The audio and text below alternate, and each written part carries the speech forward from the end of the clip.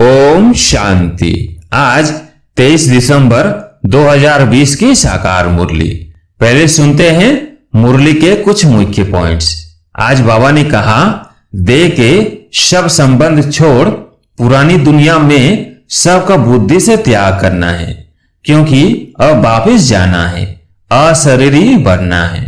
फिर बाबा ने कहा, बार बार कहते हैं शिव बाबा को याद करते रहो, सच सच याद करना है, चालाकी चल न सके। बाबा ने कहा, यहाँ भल वेल्थ है परंतु टाइम नहीं है जो पुत्र पोत्रे खा सके। बाप ने सब कुछ इस सेवा में लगा दिया तो कितना जमा हो गया। सबका थोड़ी जमा होता है, इतने लखपति है, पैसा काम आएगा नहीं, बाप लेंगे ही नहीं जो फिर देना पड़े। अब मुरली सुनते हैं विस्तार से। मीठे बच्चे, यह पतित दुनिया एक पुराना गांव है, यह तुम्हारे रहने लायक नहीं है। तुम्हें अब नई पावन दुनिया में चलना है। प्रश्न, बाप अपने बच्चों को उन्नति के कौन सी एक युक्ति बताते हैं? उत्तर, बच्चे तुम आज्ञाकारी बन बाप दादा की मत पर चलते रहो। बाप दादा दोनों इकट्ठे हैं, इसलिए अगर इनके कहने से कुछ नुकसान भी हुआ तो भी रेस्पॉन्सिबल बाप है, सब ठीक कर देगा। तुम अपनी मत नहीं चलाओ, शिव बाबा की मत समझकर चलते रहो तो बहुत उन्नति होगी। ओम शांति। पहली मुख्य बात रूहानी बच्चों को रूहानी बाप समझाते हैं कि अपने को आत्मा निश्चय कर बैठो और बाप को याद करो तो तुम्हारे सब दुख दूर हो जाएंगे। वो लोग आशीर्वाद करते हैं ना, यह बाप भी कहते हैं, बच्चों तुम्हारे सब दुख दूर हो जाएंगे, सिर्फ अपने को आत्मा समझ बाप को याद करो। यह तो अति सहज है, यह है भारत का प्राचीन सहज राजयोग। प्राचीन का भी टाइम तो चाहिए ना, लॉन्ग भी कितना। बाप समझाते हैं, पूरे 5000 वर्ष पहले यह राजयोग सिखाया था। यह बाप बिगर कोई समझा नहीं सकते और बच्चों बिगर कोई समझ न सके। गायन भी है, आत्माएं बच्चे और परमात्मा बाप अलग रहे बहुकाल। बाप ही कहते हैं, तुम सीढ़ी उतरते उतरते पतित बन पड़े हो। अब स्मृति आई, सब चिल्लाते हैं, हे पतित पावन। कलयुग में पतित ही होते हैं, सतयुग में होते हैं पावन। वो है ही पावन दुनिया। यह पुरानी पतित दुनिया रहने लायक नहीं है, परंतु माया का भी प्रभाव कोई कम नहीं है। यहां देखो तो 100 से 125 मंजिल के बड़े बड़े मकान बनाते रहते हैं। इनको माया का पंप कहा जाता है। माया का जलवा ऐसा है, जो कहो स्वर्ग चलो तो कह देते हमारे लिए स्वर्ग तो यहाँ ही है। इनको माया का जलवा कहा जाता है, परंतु तुम बच्चे जानते हो यह तो पुराना गांव है। इनको कहा जाता है नर्क। पुरानी दुनिया सो भी रौरव नर्क। सतयुग को कहा ही जाता है स्वर्ग। यह अक्षर तो है ना, इनको विशेष वर्ल्ड तो सब कहेंगे, वॉइसलेस वर्ल्ड तो यह स्वर्ग था।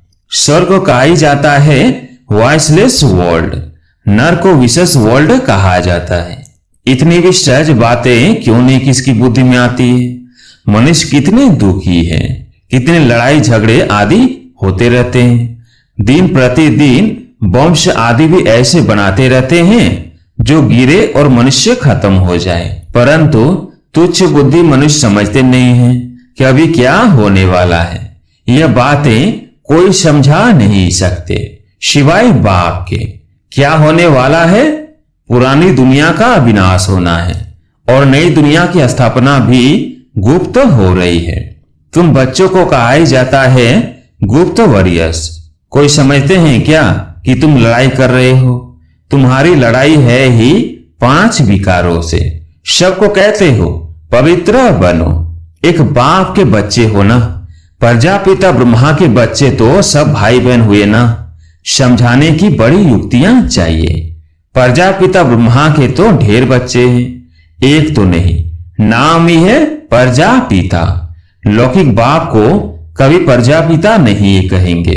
प्रजापिता ब्रह्मा है तो उनके सब बच्चे आपस में भाई बहन ब्रह्म कुमार कुमारियां ठहरे ना, परंतु समझते नहीं। जैसे पत्थर बुद्धि है, समझने की कोशिश भी नहीं करते। प्रजापिता ब्रह्मा के बच्चे भाई बहन हो गए, विकार में तो जा न सके। तुम्हारे बोर्ड पर भी प्रजापिता अक्षर बहुत जरूरी है, यह अक्षर तो जरूर डालना चाहिए। सिर्फ ब्रह्मा लिखने से इतना जोरदार नहीं होता है, तो बोर्ड में भी करेक्ट अक्षर लिख सुधारना पड़े। यह बहुत जरूरी अक्षर। ब्रह्मा नाम तो फीमेल का भी है, नाम ही खूट गए हैं तो मेल का नाम फीमेल पर रख देते हैं। इतने नाम लाए कहां से? है तो सब ड्रामा प्लान अनुसार। बाप का वफादार आज्ञाकारी बनना कोई मासी का घर नहीं है। बाप और दादा दोनों इकट्ठे ना, समझ नहीं सकते यह कौन है। तब शिव बाबा कहते हैं मेरी आज्ञा को भी समझ नहीं सकते हैं। उल्टा कहे या सुलटा, तुम समझो शिव बाबा कहते हैं तो रेस्पॉन्सिबल वो हो जाएगा। इनके कहने से कुछ नुकसान हुआ तो भी रेस्पॉन्सिबल वो होने से वो सब ठीक कर देगा। शिव बाबा का ही समझते रहो तो तुम्हारी उन्नति बहुत होगी, परंतु मुश्किल समझते हैं कोई, फिर अपनी मत पर चलते रहते हैं। बाप कितना दूर से आते हैं तुम बच्चों को डायरेक्शन देने समझाने, और कोई पास तो ये स्पिरिचुअल नॉलेज है नहीं। सारा दिन यह चिंतन चलना चाहिए, क्या लिखें जो मनुष्य समझे। ऐसे ऐसे सीधे अक्षर लिखने चाहिए जो मनुष्यों की दृष्टि पड़े। तुम ऐसा समझाओ जो कोई प्रश्न पूछने की दरकार ही न पड़े। बोलो बाप कहते हैं अपने को आत्मा समझ, मुझे याद करो तो सब दुख दूर हो जाएंगे। जो अच्छी रीति याद में रहेंगे वही ऊंच पद पाएंगे। यह तो सेकंड की बात है। मनुष्य क्या क्या पूछते रहते हैं, तुम कुछ भी नहीं बताओ। बोलो जास्ती पूछो मत, पहले एक बात निश्चय करो। प्रश्नों के जास्ती जंगल में पड़ जाएंगे तो फिर निकलने का रास्ता मिलेगा नहीं। जैसे फागी में मनुष्य मूंझ जाते हैं तो फिर निकल नहीं सकते। यह भी ऐसे हैं, मनुष्य कहां से कहां माया तरफ निकल जाते हैं।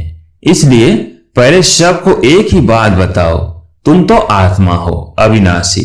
बाप भी अविनाशी है, पतित पावन है, तुम हो पतित। अब या तो घर जाना है या नई दुनिया में। पुरानी दुनिया में पिछाड़ी तक आते रहते हैं। जो पूरा पढ़ेंगे नहीं वो तो जरूर पीछे आएंगे। कितना हिसाब है। और फिर पढ़ाई से भी समझा जाता है। पहले कौन जाएगा? स्कूल में भी निशानी दिखाते हैं ना, दौड़ी पहन हाथ लगाकर आओ, पहले नंबर वाले को इनाम मिलता है। यह बेहद की बात, बेहद का इनाम मिलता है।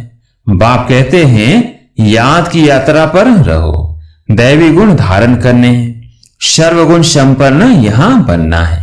इसलिए बाबा कहते हैं चार्ट रखो, याद की यात्रा का भी चार्ट रखो तो पता पड़ेगा हम फायदे में हैं या घाटे में।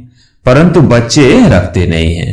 बाबा कहते हैं लेकिन बच्चे करते नहीं, बहुत थोड़े करते हैं। इसलिए माला भी कितनी थोड़ों की ही है। 8 बड़ी स्कॉलरशिप लेंगे, फिर 108 प्लस में रहते हैं ना। प्लस में कौन जाएंगे? बादशाह और रानी। बहुत जरा सा फर्क रहता है। तो बाप कहते हैं पहले अपने को आत्मा समझो और बाप को याद करो। यही है याद की यात्रा। बस यही बाप का मैसेज देना है। तीक तीक करने की दरकार नहीं। मन मना भव दे के सब संबंध छोड़ पुरानी दुनिया में सबका बुद्धि से त्याग करना है, क्योंकि अब वापिस जाना है, अशरीरी बनना है। यह बाबा याद दिलाते हैं, फिर सारे दिन में बिल्कुल याद भी नहीं करते, सीमत पर नहीं चलते हैं, बुद्धि में बैठता नहीं है। बाप कहते हैं नई दुनिया में जाना है तो तमो प्रधान से शतो प्रधान बनना है। बाबा ने हमको राज्य भाग्य दिया, हमने फिर ऐसे गवाया। 84 जन्म लिए, लाखों वर्ष की बात नहीं। बहुत बच्चे अलग को न जाने कारण फिर बहुत प्रश्न पूछते रहते हैं। बाप कहते हैं पहले मामेकम याद करो तो पाप कट जाए और दैवी गुण धारण करो तो देवता बन जाएंगे और कुछ पूछने की दरकार नहीं। अलब न समझ बेते की तिक तिक करने से खुद भी मूंझ जाते हैं, फिर तंग हो पड़ते हैं। बाप कहते हैं पहले अलब को जानने से सब कुछ जान जाएंगे, मेरे द्वारा मेरे को जानने से तुम सब कुछ जान जाएंगे, बाकी जानने का कुछ रहेगा नहीं। इसलिए 7 रोज रखे जाते हैं। 7 रोज में बहुत समझ सकते हैं, परंतु नंबरवार समझने वाले होते हैं। कोई तो कुछ भी समझते नहीं, वो क्या राजा रानी बनेंगे, एक के ऊपर राजाई करेंगे क्या? हर एक को अपनी प्रजा बनानी है, टाइम बहुत वेस्ट करते हैं। बाप तो कहते हैं बिचारे हैं, बल्कि इतने भी बड़े बड़े मर्तबे वाले हैं, परंतु बाप जानते हैं यह तो सब कुछ मिट्टी में मिल जाना है, बाकी थोड़ा समय है। विनाश काले विपरीत बुद्धि वालों का तो विनाश होना है। हम आत्माओं की प्रीत बुद्धि कितनी है वो तो समझ सकते हैं। कोई कहते हैं 1-2 घंटे याद रहती है। क्या लौकिक बाप से तुम 1-2 घंटा प्रीत रखते हो? सारा दिन बाबा बाबा करते रहते हो। यहाँ भल बाबा बाबा कहते हैं, परंतु हड्डी प्रीत थोड़ी है। बार बार कहते हैं शिव बाबा को याद करते रहो, सच सच याद करना है, चालाकी चल न सके। बहुत है जो कहते हैं हम तो शिव बाबा को बहुत याद करते हैं, फिर वो तो उड़ने लग पड़े। बाबा बस हम तो जाते हैं सर्विस पर, बहुतों का कल्याण करने। जितना बहुतों का पैगाम देंगे उतना याद में रहेंगे। बहुत बच्चियां कहती है बंधन है। अरे बंधन तो सारी दुनिया को है, बंधन को युक्ति से काटना है। युक्तियां बहुत हैं, समझो कल मर पड़ते हैं, फिर बच्चे कौन संभालेंगे? जरूर कोई न कोई संभालने वाले निकल पड़ेंगे। अज्ञान काल में तो दूसरी शादी कर लेते हैं। इस समय तो शादी भी मुसीबत है। किसको थोड़ा पैसा देकर बोलो बच्चों को संभालो, तुम्हारा ये मर जीवा जन्म है ना, जीते जी मर गए फिर पीछे कौन संभालेगा? तो जरूर नर्स रखनी पड़े। पैसे से क्या नहीं हो सकता है। बंधन मुक्त जरूर बनना है। सर्विस के शौक वाले आप ही भागेंगे। दुनिया से मर गए ना। यहां तो बाप कहते हैं मित्र संबंधियों आदि का भी उद्धार करो। सबको पैगाम देना है मन मना भव का, तो तमो प्रधान से शतो प्रधान बन जाए। यह बाप ही कहते हैं और तो ऊपर से आते हैं। उनकी प्रजा भी उनके पिछाड़ी आती रहेगी। जैसे क्राइस्ट सबको नीचे ले आते हैं। नीचे पाठ बजाते बजाते जब अशांत होते हैं तो कहते हैं हमको शांति चाहिए। बैठे तो थे शांति में, फिर प्रसिप्टर पिछाड़ी आना पड़ता है। फिर कहते हैं हे पतित पावनाओ, कैसा खेल बना हुआ है। वो अंत में आकर लक्ष्य लेंगे। बच्चों ने साक्षात्कार किया हुआ है, मन मना भव का लक्ष्य आकर लेंगे। अभी तुम बेगर टू प्रिंस बनते हो। इस समय के जो साहूकार है वो बेगर बनेंगे। वंडर है, इस खेल को जरा भी कोई नहीं जानते हैं। सारी राजधानी स्थापन हो रही है, कोई तो गरीब भी बनेंगे ना। यह बड़ी दुरानदेशी बुद्धि से समझने की बातें हैं। पिछाड़ी में सब साक्षात्कार होगा। हम कैसे ट्रांसफर होते हैं? तुम पढ़ते हो नई दुनिया के लिए, अभी हो संगम पर। पढ़कर पास करेंगे तो दैवी कुल में जाएंगे, अभी ब्राह्मण कुल में है। यह बातें कोई समझ ना सके। भगवान पढ़ाते हैं, जरा भी किसकी बुद्धि में नहीं बैठता। निराकार भगवान जरूर आएगा ना। यह ड्रामा बड़ा वंडरफुल बना हुआ है, उसको तुम जानते हो और पाठ बजा रहे हो। त्रिमूर्ति के चित्र पर भी समझाना पड़े। ब्रह्मा द्वारा स्थापना, विनाश तो ऑटोमेटिकली होना ही है, सिर्फ नाम रख दिया है। यह भी ड्रामा बना हुआ है। मुख्य बात है अपने को आत्मा समझ, बाप को याद करो तो जंक उतर जाए। स्कूल में जितना अच्छी रीति पढ़ेंगे बड़ी आमदनी होगी। तुमको एक ही जन्म के लिए हेल्थ वेल्थ मिलती है, कम बात है क्या? यहाँ भल वेल्थ है परंतु टाइम नहीं है जो पुत्र पुत्री खा सकें। बाप ने सब कुछ इस सेवा में लगा दिया तो कितना जमा हो गया। सबका थोड़ी जमा होता है, इतने लखपति हैं, पैसा काम आएगा नहीं, बाप लेंगे ही नहीं जो फिर देना पड़े। अच्छा, मीठे मीठे शिकिलधे बच्चों प्रति माता पिता बाप दादा का याद प्यार और गुड मॉर्निंग। रूहानी बाप की रूहानी बच्चों को नमस्ते। हम रूहानी बच्चों की रूहानी बाप दादा को याद प्यार गुड मॉर्निंग नमस्ते नमस्ते। धारणा के लिए मुख्य सार। पहला पॉइंट, बंधन काटने की युक्ति रचनी है, जिगरी बाप से प्रीत रखनी है, बाप का सबको पैगाम दे सबका कल्याण करना है। दूसरा पॉइंट, दूरांदेशी बुद्धि से इस बेहद के खेल को समझना है, बेगर टू प्रिंस बनने की पढ़ाई पर पूरा ध्यान देना है, याद का सच्चा सच्चा चार्ट रखना है। आज प्यारे मीठे बाबा का वरदान, सत्यता के आधार पर एक बाप को प्रत्यक्ष करने वाले निर्भय ऑथोरिटी स्वरूप भव। सत्यता के आधार पर एक बाप को प्रत्यक्ष करने वाले निर्भय ऑथोरिटी स्वरूप भव। सत्यता ही प्रत्यक्षता का आधार है। बाप को प्रत्यक्ष करने के लिए निर्भय और ऑथोरिटी स्वरूप बनकर बोलो, संकोच से नहीं। जब अनेक मत वाले सिर्फ एक बात को मान लेंगे कि हम सबका बाप एक है और वही अब कार्य कर रहे हैं, हम सब एक की संतान एक है और यह एक ही यथार्थ है, तो विजय का झंडा लहरा जाएगा।